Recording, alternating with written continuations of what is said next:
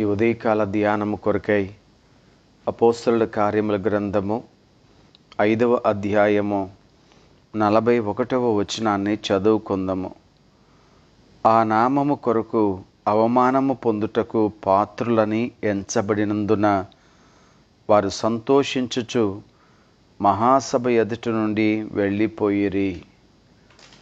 దేవుడి పరిశుద్ధ వాక్యమును మన కొరకే దీవించునుగాక.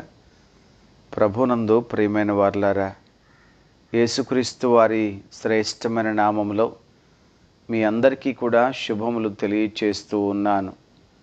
మన తండ్రి అయిన దేవుని నుండి, ప్రభు అయిన యేసుక్రీస్తు నుండి కృపయు సమాధానమును మీకు కలుగునుగాక. ఆమేన్. శ్రమలలో సరి అయిన వైఖరిని కలిగి ఉండుట ఎలాగో ఈ ఉదయకాలం మనం ప్రభు యొద్ద నేర్చుకొనబోతున్నాము. మనకు ఎదురవుతున్నటువంటి పరిస్థితులను మనం ఎలా చూస్తున్నాము, సంభవిస్తున్నటువంటి అనేకమైన సంభవాలను లేక వ్యతిరేకమైన పరిస్థితులను, కష్ట నష్టాలను, అవమానాలను, వీటన్నిటిని మనం ఏ రీతిగా ఎంచుతున్నాము అనేది ప్రశ్నించుకొని వాక్య ప్రకారంగా జీవించడానికి మనకు ఈ ఉదయకాల ధ్యానము సహాయం చేస్తూ ఉంటుంది. అపోస్తలుడు యేసుక్రీస్తు ప్రభువారిని ప్రకటిస్తున్నటువంటి ప్రారంభపు దినాలు.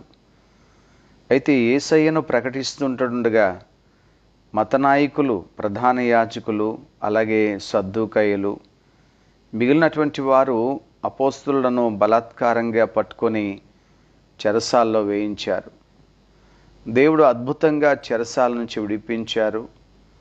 అయితే ఆ ఉదయకాలము చెరసాల్లో ఉన్నటువంటి వారిని తీసుకుని వచ్చి సన్హెడ్రిన్లో నిలువబెట్టి తీర్పు తీర్చడానికి వారు సిద్ధపడుతూ ఉండగా చెరసాల్లో ఉంచబడిన వారు కనిపించరు. వారు దేవాలయంలోనికి వెళ్ళి దేవుని సువార్తను మరలా ప్రకటిస్తూ ఉంటారు. వారిని మర్యాదగా పట్టుకుని వచ్చి సన్హెడ్రిన్ సభలో నిలువబెట్టి వారిని భయపెట్టడానికి, బాధించడానికి ప్రయత్నం చేస్తారు. వారు ఖండితంగా చెప్పారు, మీరు ఈ నామమున ప్రకటించకూడదు, ఇంకెక్కడ కూడా మీ బోధ యెరూషలేములో వినబడకూడదు అని వారికి వార్నింగ్ ఇచ్చినట్లుగా మాట్లాడతారు. ఆ సందర్భంలో ఇక వారి యొక్క ఆలోచనలు చాలా తీవ్రతరం కాబోతూ ఉండగా గమలీయేలు అనబడేటువంటి ఒక పరిసయ్యుడు వారిని వారించి విడుదల చేయమని చెప్తాడు. ఆ మాటలు విన్నటువంటి వారు అతని మాటకు సమ్మతించి అపోస్తలులను కొరడాలతో కొట్టిస్తారు. కొట్టించి విడుదల చేసినప్పుడు వ్రాయబడిన చక్కటి మాట ఏమిటంటే, ఆ నామము కొరకు అవమానము పొందుటకు పాత్రులము అని ఎంచబడినందుకు వారు సంతోషిస్తూ అక్కడి నుండి వెళ్ళిపోయారు అని వ్రాయబడింది. స్నేహితులరా, అవమానము పొందుటకు పాత్రులుగా ఎంచబడ్డాము, అందుకు స్తోత్రాలు అని చెప్తూ ఉన్నారు. అవమానాన్ని ఎవరు సహిస్తారండి? కొంతమంది ఆత్మాభిమానం కలిగిన వారు అవమానాన్ని సహించలేక కృంగిపోతూ ఉంటారు. మానసికంగా అనారోగ్యానికి గురి చేయబడుతూ ఉంటారు. ఎవరు కూడా ఆ అవమానాన్ని వారు పొందాలి అని ఆశించరు. వారి పేరు ప్రతిష్టలను పణంగా పెట్టాలి అని ఎవరు కూడా కోరుకొనరు. కానీ ఇక్కడ యేసుక్రీస్తు ప్రభువుని గురించి మాట్లాడినందుకు అపోస్తలులు శారీరకంగా హింసించబడ్డారు, బహిరంగంగా కూడా వారు హింసించబడ్డారు. ప్రియ స్నేహితులను, వారిని కొట్టినందుకు మత నాయకులు సంతోషించి ఉంటారు, ఎందుకంటే వారి పగ తీర్చబడినందుకు.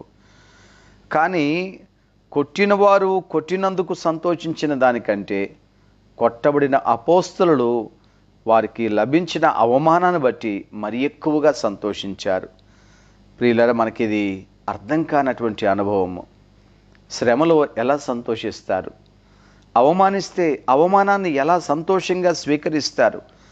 ఒక చిన్న మాట అంటేనే ఆ మాట మనం భరించలేము. క్రీస్తు కొరకు ఒక చిన్న మాట కూడా భరించడానికి మనం ఎవరము సిద్ధంగా ఉండేటంత విశ్వాసాన్ని కలిగి లేము.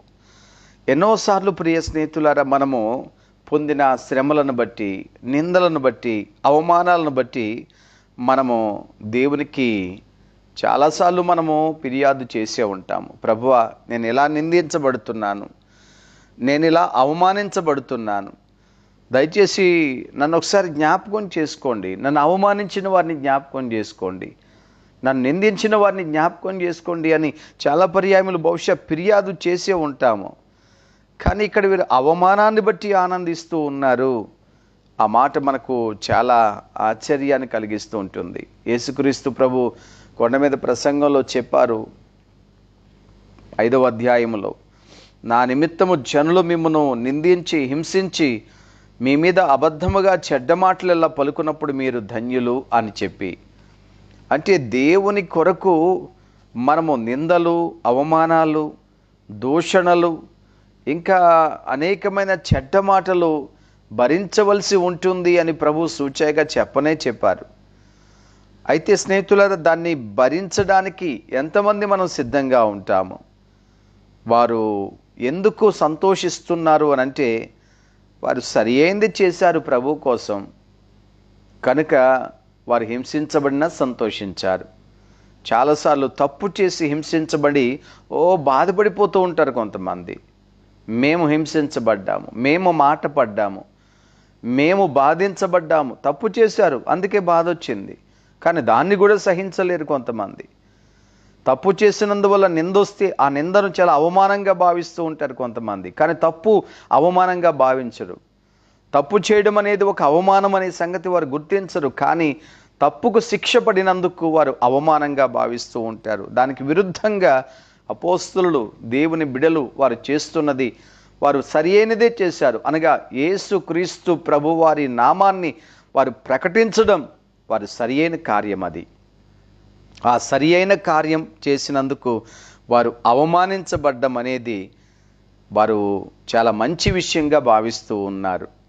ప్రియ దేవుని బిడ్డలారా, క్రీస్తు ఏమై ఉన్నారో, యేసుక్రీస్తు వారి ప్రేమ ఏమై ఉన్నదో, యేసుక్రీస్తు వారు ఈ లోకానికి ఏమి చేయగలరో, ఇలాంటి విషయాలన్నీ కూడా కొన్నిసార్లు ప్రియులారా మనం నోటితో చెప్పిన దానికంటే మన జీవితంలో సంభవించే సంఘటనల ద్వారా మనం చెప్పడానికి ఎక్కువ అవకాశం దొరుకుతుంది. వారు కొట్టబడినప్పుడు, వారి యొక్క శరీరము వీపంతా చీల్చబడినప్పుడు, ఆ వీపునున్న చర్మమంతా కూడా చీలికలుగా మారిపోయినప్పుడు నిజంగా వారు సంతోషిస్తూ ఉంటే, అక్కడ చూస్తున్న వారందరికీ కూడా వారి జీవితాల్లో తెలుస్తున్న ఒక సత్యం ఏమిటంటే, యేసు ఎవరో వారు కనుగొనడానికి అవకాశం కలుగుతూ ఉంది.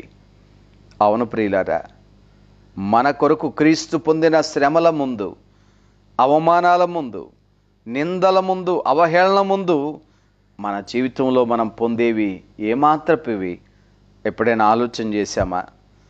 వారు కొరడాలతో కొట్టబడిన తర్వాత ఆనందిస్తున్నారు. ఎందుకు అనంటే బైబిల్ సెలవిస్తూ ఉంది ప్రియులారా, వారు ఆ నామము కొరకు అవమానం పొందుటకు మేము అర్హులుగా ఎంచబడినందున.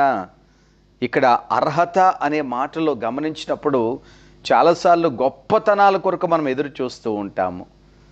ఆ గొప్ప స్థాయికి నేను అర్హుడిగా మార్చబడాలి, ఆ గొప్ప ఘనతకు నేను అర్హురాలిగా మార్చబడాలి, ఆ స్థానంలోనికి నేను అర్హునిగా చేరాలి అని భావిస్తూ ఉంటాం. కానీ ఇక్కడ అపోస్తలుడు అవమానానికి అర్హులుగా మార్చబడినందుకు సంతోషిస్తున్నారు, నిందకు అర్హులుగా మార్చబడినందుకు సంతోషిస్తూ ఉన్నారు, శ్రమలకు అర్హులుగా మార్చబడినందుకు సంతోషిస్తూ ఉన్నారు. నిజంగా ఎంత వ్యత్యాసం అండి ఈ లోకానికి, దేవుని బిడ్డలుగా జీవించే జీవితానికి. ప్రియ దేవుని బిడ్డలారా, వారి బాధలో ఆనందించే శక్తి వారికి ఎక్కడి నుంచి వచ్చింది? ఇలాంటి అనుభవం ఎలా సంపాదించారు? ఏ రీతిగా కలిగింది? మనం గమనించినట్లయితే కనుక కొన్ని ఆలోచనలు వాక్యం ద్వారా ప్రభు మనకు నేర్పిస్తారు. చాలాసార్లు ప్రియ స్నేహితులారా, ఈ శ్రమల ద్వారా మన జీవితంలో సంభవించే కార్యాన్ని మనం గుర్తించము, కానీ వారు గ్రహించారు కనుక సంతోషిస్తున్నారు. ఏంటిదంటే శ్రమల ద్వారా వారిలో క్రీస్తు ప్రత్యక్షము కాబోతున్నారు కనుక వారు ఆనందిస్తున్నారు. కాబట్టి ప్రియులారా, ప్రతి పరిస్థితిలోనూ కూడా ప్రభు మన ద్వారా బయలుపరచబడినట్లుగా జీవించుదాం. దేవుని ప్రేమ లోకానికి కనిపించాలి, దేవుని కార్యాలు లోకం చూడగలగాలి. అంతకంటే గొప్ప ధన్యత మన జీవితంలో మరొకటి లేదు. కనుక ప్రభు కొరకు జీవించుదాం, ప్రభువును బయలుపరచున్నట్లుగా మన జీవితాన్ని కలిగి ఉందాం. దేవుడు మనను దీవించునుగాక. ఆమెన్. పరిశుద్ధుడైన మా తండ్రి, ప్రభువా మీకు వందనాలు చెల్లిస్తున్నాము. ఈ ఉదయకాలమందు నాయన వాక్యం ద్వారా మీరు మాతో మాట్లాడారు. మీ పరిశుద్ధ సన్నిధిలో ప్రభువా మమ్మల్ని దర్శించినందుకు మీకు స్తోత్రాలు. ఆనాడు అపోస్తలులు వారు పొందిన నాయన శ్రమలు, వారు పొందిన అవమానాలు నాయన వారికి ఎంత సంతోషాన్ని ఇచ్చాయి. ఎందుకంటే మీ నామములో వారు వాటిని అనుభవిస్తున్నారు గనుక నాయన మీ నామములో వాటిని పొందడానికి అర్హులుగా వారికి అవకాశం దొరికింది కనుక వారు ఆనందిస్తున్నారు తండ్రి. దేవా, మీ నామాన్ని బట్టి అవమానంగా భావించకుండా అదొక గొప్ప ఘనతగా భావించి జీవించే భాగ్యం అందరికీ దయచేయండి. వాక్యం విన్న వారందరినీ మీరు ఆశీర్వదించండి. వారి వారి కుటుంబాలలో నాయన మీ సహాయం దయచేయండి. బలహీనంగా ఉన్న వారిని ఆదుకొనండి ప్రభువా. ఆయా సమస్యల చేత, ముఖ్యంగా ఆర్థిక సమస్యలతో నలిగిపోతున్న వారందరికీ కూడా మీ సహాయం అనుగ్రహించమని వేడుకుంటున్నాను. మీ సేవకుల కొరకు ప్రార్థిస్తున్నాను తండ్రి. ఎంతమంది మా ప్రభువా సేవా జీవితంలో కష్టాలు ఎదుర్కొంటున్నారు, కుటుంబంలో ఆర్థిక ఇబ్బందులు ఎదుర్కొంటున్నారు ప్రభు, వారందరినీ మీరు ఆదుకోనండి. వారికి మేలు చేయండి. పరిచర్యలు బలంగా నడిపించి మహిమ పొందమని యేసు నామమును వేడుకుంటున్నాము తండ్రి. ఆమెన్. త్రియేక దేవుని సన్నిధి మనకు తోడైండునుగాక. ఆమెన్.